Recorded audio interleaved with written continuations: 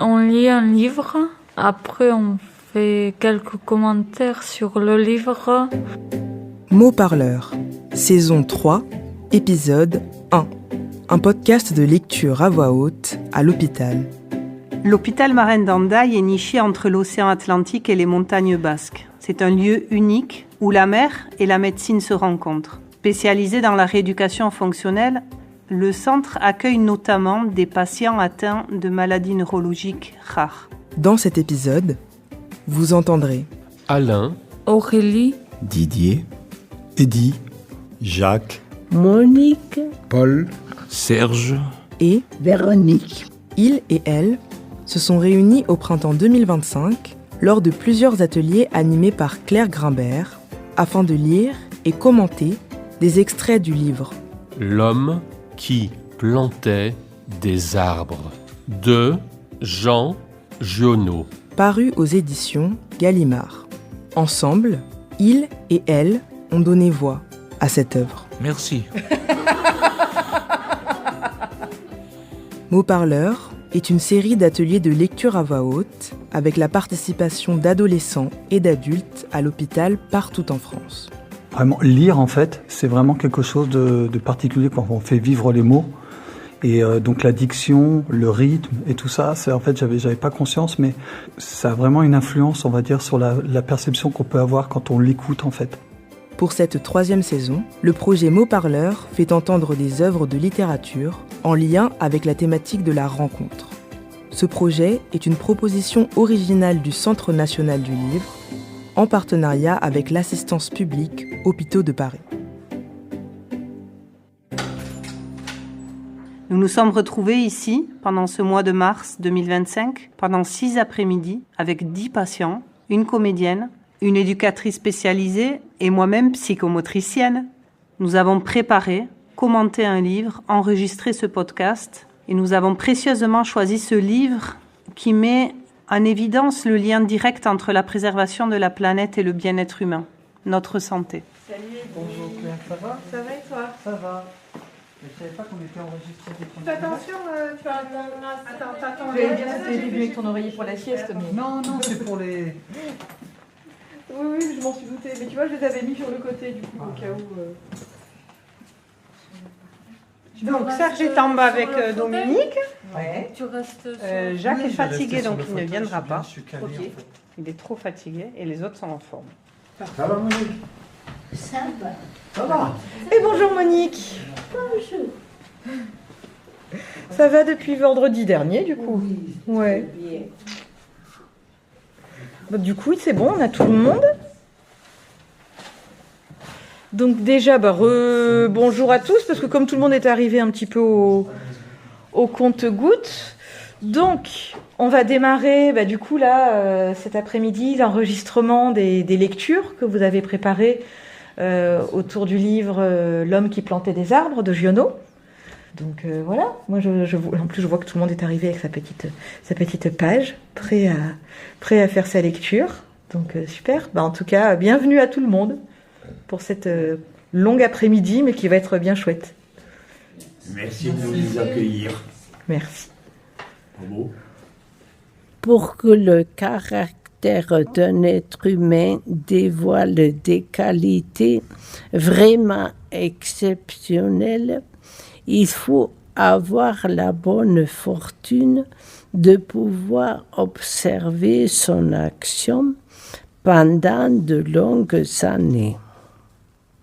Si cette action est dépouillée de tout égoïsme, si l'idée qui la dirige est d'une générosité sans exemple, s'il est absolument certain qu'elle n'a cherché de récompense nulle part, et qu'au surplus, elle est laissée sur le monde des marques visibles, on est alors, sans risque d'erreur, devant un caractère inoubliable.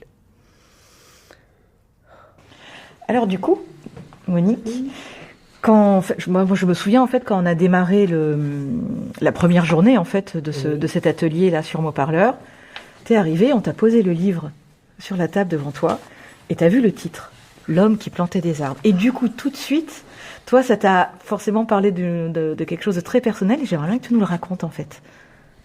Alors, moi, j'étais agricultrice et pour la retraite, on n'a pas le choix.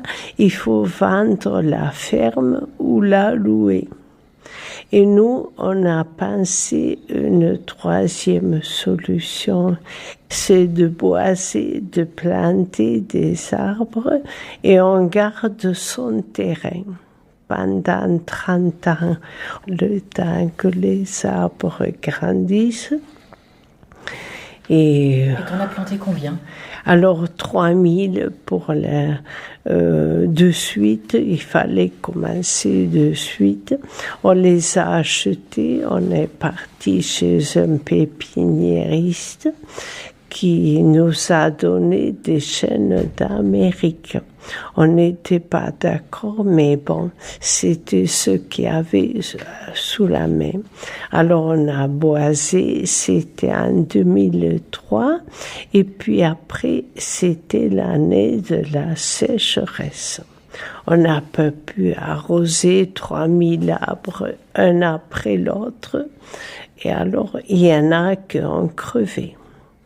L'année d'après, on s'est rendu compte qu'il fallait remplacer ceux qui avaient crevé et on a planté des châtaigniers, des frênes, des peupliers, des érables, des hêtres, et voilà. Alors, on a des forêts qui sont mélangées avec plusieurs essences. Mais après, on a eu les lièvres qui nous ont décapités. Après, on a eu les chevreuils qui se sont servis. Oui, il faut qu'ils vivent, mais pas dans nos parcelles.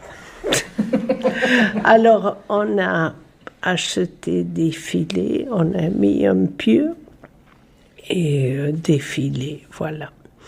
Et ils ont grandi, on était très fiers. Et maintenant, ça fait des petites forêts.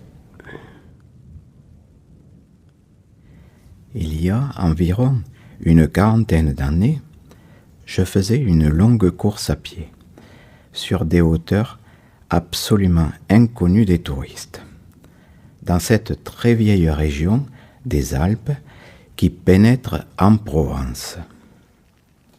Je traversais ce pays dans sa plus grande largeur et, après 3 jours de marche, je me trouvais dans une désolation sans exemple.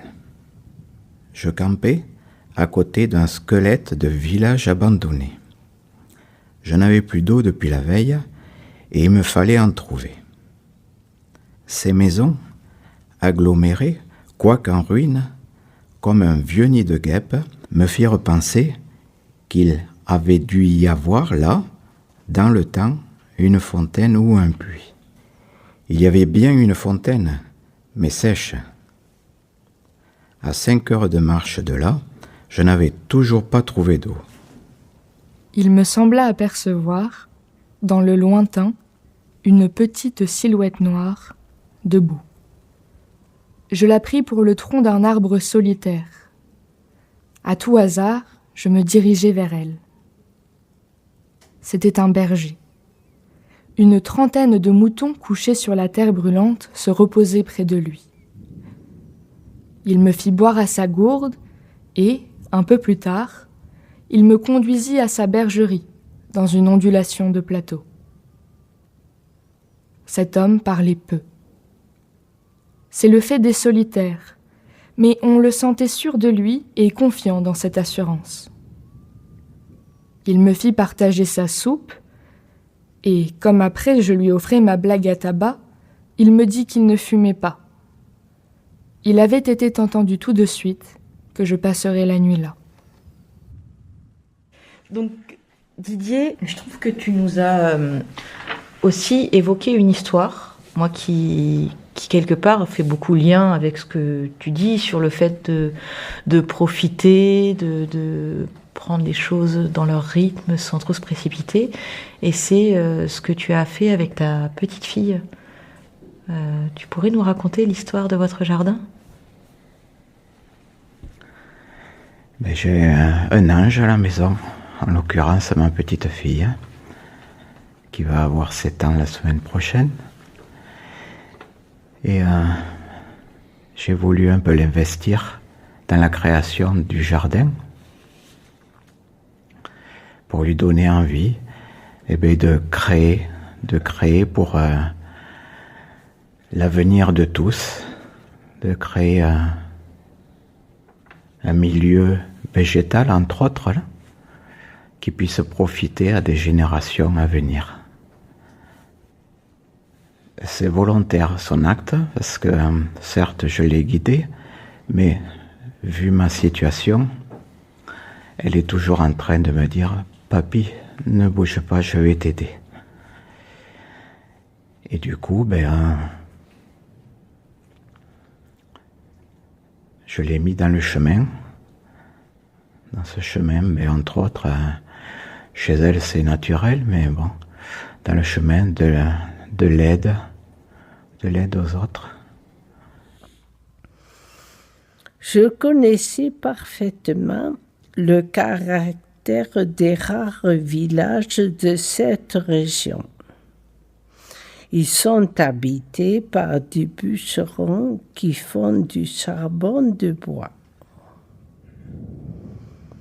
Ce sont des endroits où l'on vit mal.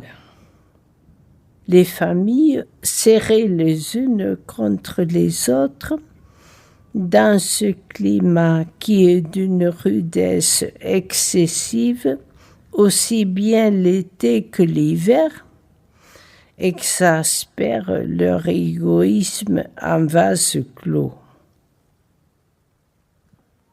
L'ambition irraisonnée s'y démesure dans le désir continu de s'échapper de cet endroit. Les hommes vont porter leur charbon à la ville avec leur camion, puis retournent. Les plus solides qualités craquent sous cette perpétuelle douche écossaise. Les femmes mijotent des rancœurs. Il y a concurrence sur tout, aussi bien pour la vente du charbon que pour le banc à l'église, pour les vertus qui se combattent entre elles, pour les vices qui se combattent entre eux, et pour la mêlée générale des vices et des vertus, sans repos. Par là-dessus, le vent également sans repos irrite les nerfs. Il y a des épidémies de suicide et de nombreux cas de folie, presque toujours meurtrières. La société de cet homme donnait la paix. Je lui demandai le lendemain la permission de me reposer tout le jour chez lui. Il le trouva tout naturel. Ou, plus exactement, il me donna l'impression que rien ne pouvait le déranger. Ce repos ne m'était absolument pas obligatoire, mais j'étais intrigué et je voulais en savoir plus. Il fit sortir son troupeau et il le mena à la pâture. Avant de partir, il trempa dans un seau d'eau le petit sac où il avait mis les glands, soigneusement choisis et comptés. Je remarquai qu'en guise de bâton, il emportait une tringle de fer grosse comme le pouce et longue d'environ 1,50 m. Arrivé à l'endroit où il désirait aller, il se mit à planter la tringle de fer dans la terre. Il faisait ainsi un trou dans lequel il mettait un gland, puis il rebouchait le trou. Il plantait des chênes. Il s'appelait Elzéar Bouffier. Il avait possédé une ferme dans les plaines. Il y avait réalisé sa vie. Il avait perdu son fils unique, puis sa femme. Il s'était retiré dans la solitude, où il prenait plaisir à vivre, lentement, avec ses brebis et son chien. Il avait jugé que ce pays mourait par manque d'arbres. N'ayant pas d'occupation très importante, il avait résolu de remédier à cet état de choses. Menant moi-même, à ce moment-là, malgré mon jeune âge, une vie solitaire, je savais toucher avec délicatesse aux âmes des solitaires. Cependant, je commis une faute. Mon jeune âge, précisément, me forçait à imaginer l'avenir en fonction de moi-même et d'une certaine recherche du bonheur. Je lui dis que, dans 30 ans, ces 10 000 chênes seraient magnifiques. Il me répondit très simplement que, si Dieu lui prêtait vie, dans 30 ans, il en aurait planté tellement d'autres que ces 10 000 seraient comme une goutte d'eau dans la mer.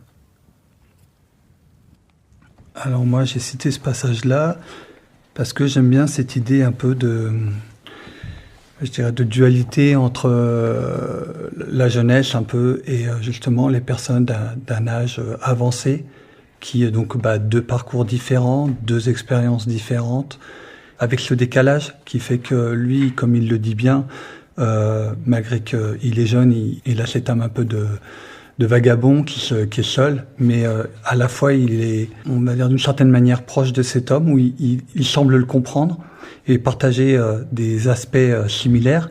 Et d'un autre côté, du fait de sa jeunesse, il y a cette opposition où lui, il voit pas les choses comme cet homme en fait, qui lui s'est lancé à corps perdu dans un projet, je dirais, pour l'avenir. Enfin, il a une vision et que le jeune trouve déjà extraordinaire. Lui, il dit qu'en gros, c'est un peu comme le premier coup de pelle qu'il vient de donner pour labourer son champ et que plus tard, il pourra faire une récolte et qu'il pourra nourrir, par exemple, tout un village. Et du coup, il y a cette notion d'espoir et de petite pierre à l'édifice, mais que de pierre en pierre, le mur prend forme, quoi. Et oui, je trouvais que c'était un beau message d'espoir, quoi. L'année d'après, il y eut la guerre de 14, dans laquelle je fus engagé pendant 5 ans. J'avais vu mourir trop de monde pendant 5 ans pour ne pas imaginer facilement la mort d'Elzéa Bouffier.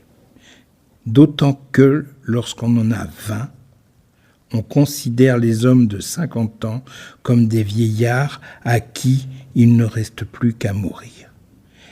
Il n'était pas mort, il était même fort vert. Il avait changé de métier.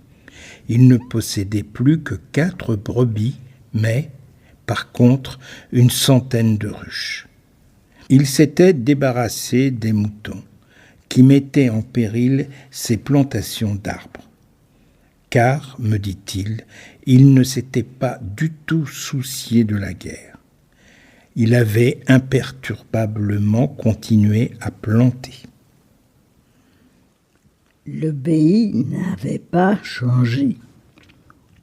Toutefois, au-delà du village mort, j'aperçus dans le lointain une sorte de brouillard gris qui recouvrait les hauteurs comme un tapis.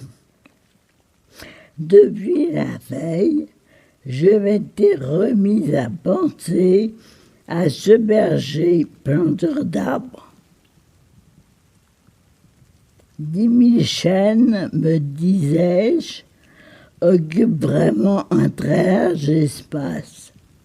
Les chênes de 1910 avaient alors 10 ans et étaient plus hauts que moi et que lui.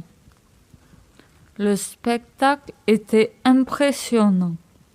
J'étais littéralement privé de parole et comme lui ne parlait pas, nous passâmes tout le jour en silence à nous promener dans sa forêt. Quand on se souvenait que tout était sorti des mains et de l'âme de cet homme, sans moyens techniques, on comprenait que les hommes pourraient être aussi efficaces que Dieu dans d'autres domaines que la destruction. Il avait suivi son idée et les hêtres qui m'arrivaient aux épaules, répandus à perte de vue, en témoignaient. Les chênes étaient drus et avaient dépassé l'âge où ils étaient à la merci des rongeurs. Quant au dessein de la Providence elle-même pour détruire l'œuvre créée, il lui faudrait avoir désormais recours au cyclone. La création avait l'air, d'ailleurs, de s'opérer en chaîne. Il ne s'en souciait pas. Il poursuivait obstinément sa tâche très simple. Mais, en redescendant vers le village, je vis couler l'eau dans les ruisseaux qui, de mémoire d'homme, avaient toujours été à sec. C'était la plus formidable opération de réaction qu'il m'ait été donné de voir. Le vent, aussi, dispersait certaines graines. En même temps que l'eau, réapparaissaient les sols, les osiers, les prés, les jardins, les fleurs et une certaine raison de vivre. Mais la transformation s'opérait si lentement qu'elle entrait dans l'habitude sans provoquer d'étonnement. Alors du coup, je me tourne vers Serge. Alors toi, tu avais une phrase en particulier, tu avais celle-ci. Moi, je me souviens. Donc, est-ce que tu pourrais nous la relire ? Je peux pas. Tu peux pas ? Non, j'arriverai pas. Est-ce que tu veux que je lise la phrase, du coup ? S'il te plaît. La création avait l'air, d'ailleurs, de s'opérer en chaîne. Il ne s'en souciait pas. Il poursuivait obstinément sa tâche. En fait, ce que ça fait venir en moi, c'est que... Donc cette phrase, elle m'évoque le fait que même si la création elle-même existe, on n'est pas obligé obligatoirement de suivre le même fil et de tisser soi-même sa propre trame, qui peut obligatoirement, après, s'insérer dans la création. Voilà ce que ça m'évoque. La liberté de pouvoir faire quelque chose sans que ça soit imposé ou soumis. Même si c'est fictif, des gens comme lui doivent exister. Et il faut pas beaucoup de monde, il faut pas beaucoup de personnes, pour transformer le monde dans lequel on vit. C'est ça que ça m'évoque. Il suffit d'être 2, 3 à avoir cette qualité d'âme et on change la vie. Voilà. C'est pourquoi personne ne touchait à l'œuvre de cet homme. Si on l'avait soupçonné, on l'aurait contrarié. Il était insoupçonnable. Qui aurait pu imaginer, dans les villages et dans les administrations, une telle obstination dans la générosité la plus magnifique ?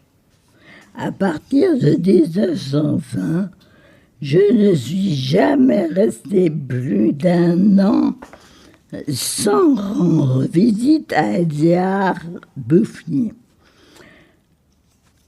Je ne l'ai jamais vu fléchir ni douter. Et pourtant, Dieu sait si Dieu même y pousse. Je n'ai pas fait le compte de ces déboires. On imagine bien, cependant, que pour une réussite semblable, il a fallu vaincre l'adversité. Que pourra durer la victoire d'une telle passion? Il a fallu lutter avec le désespoir. Il avait, pendant 1 an, planté plus de 10 000 érables.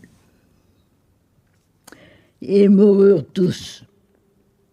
L'an d'après, il abandonna les érables pour reprendre les hêtres, qui réussirent encore mieux que les chênes. En 1933, il reçut la visite d'un garde forestier éberlué. Ce fonctionnaire lui intima l'ordre de ne pas faire des feux dehors, de peur de mettre en danger la croissance de cette forêt naturelle. C'était la première fois, lui dit cet homme naïf, qu'on voyait une forêt pousser toute seule. Et d'ensemble, Elzéar est très perspicace. Il a planté d'abord 1000 chênes, ensuite 1000 érables, et ensuite il les a remplacés par des hêtres. Il faut vraiment avoir du courage parce que il faut recommencer une deuxième fois, une troisième fois. Il faut trier entre les arbres qui doivent être arrachés et ceux qui sont bons. Moi, j'avais une plantation de 17 hectares en région parisienne. Tous les 2 ans, 3 ans, il fallait reprendre et réinvestir de nouveaux arbres.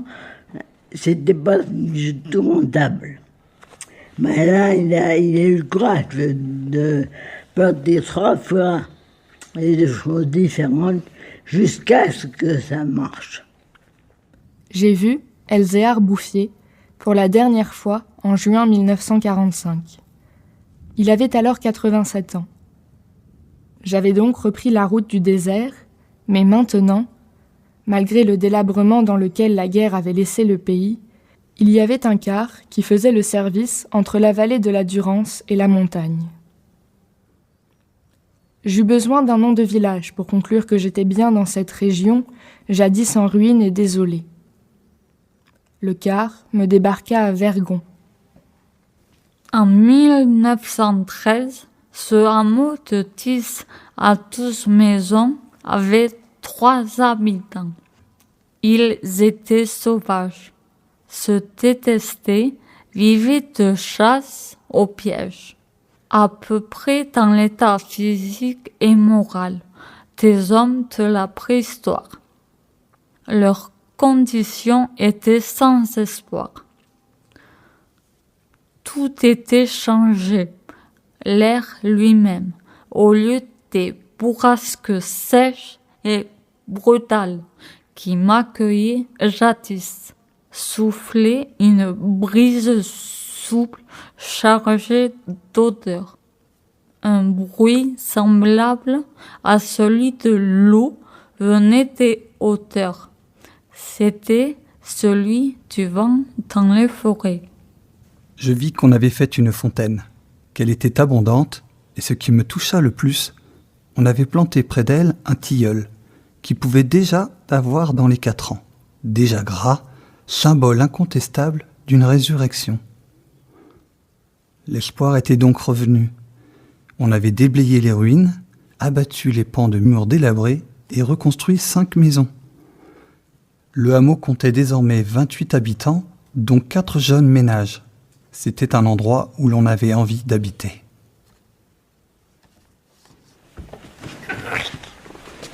Alors, toi, Lily, attends, je vais te retrouver la bonne page. Toi, c'était cette phrase-là que tu nous avais amenée, que tu nous avais lue. Et puis j'aimerais, du coup, après, que tu puisses nous dire pourquoi celle-ci. Le berger n'avait rien vu.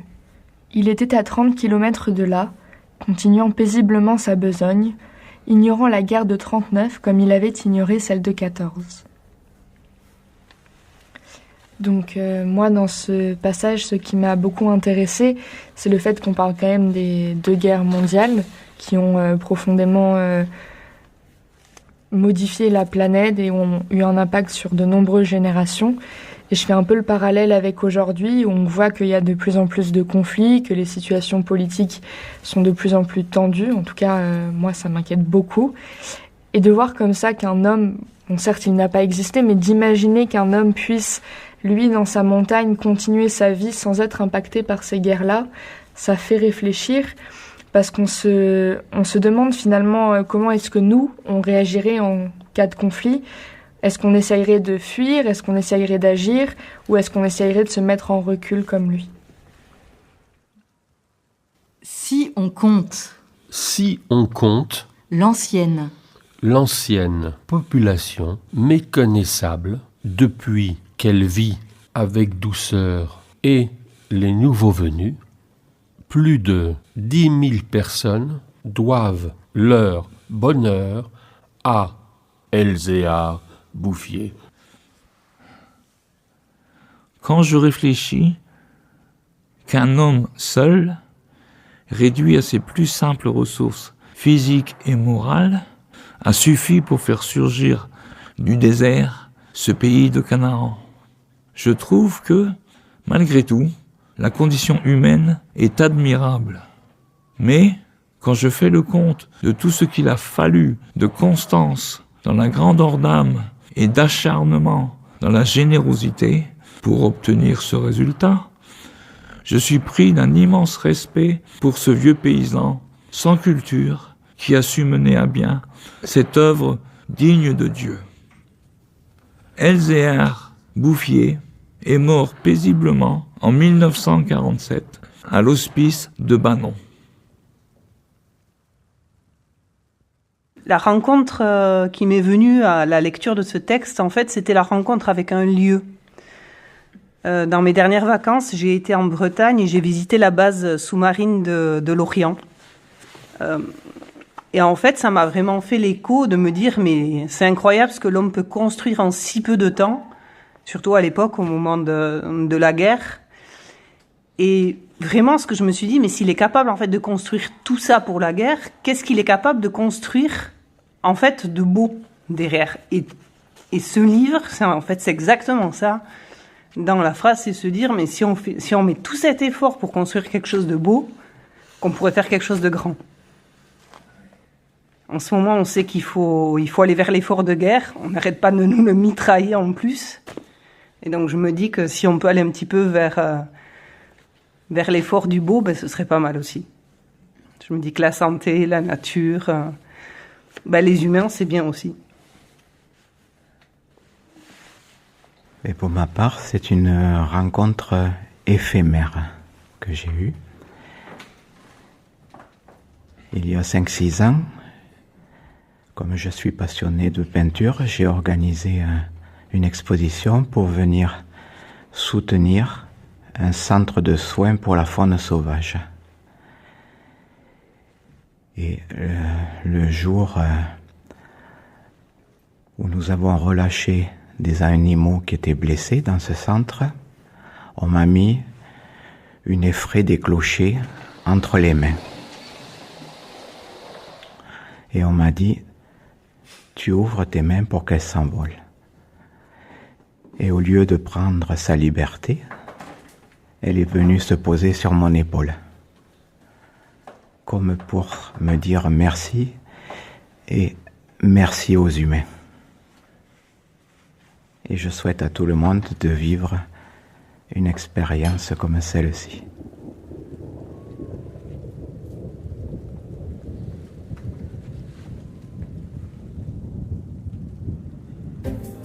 L'épisode que vous avez écouté a été réalisé par des patients et personnels de l'unité Ribado-Dumas de l'hôpital marin de Hendaye à l'AP-HP, accompagnés par Claire Grimbert, Dominique Samora, Martine Mouika-Mouroua et Hervé Saint. Générique prononcé par Kélia Achibégué, finaliste 2020 du concours Si on lisait à voix haute. Enregistrement des ateliers et montage par Benoît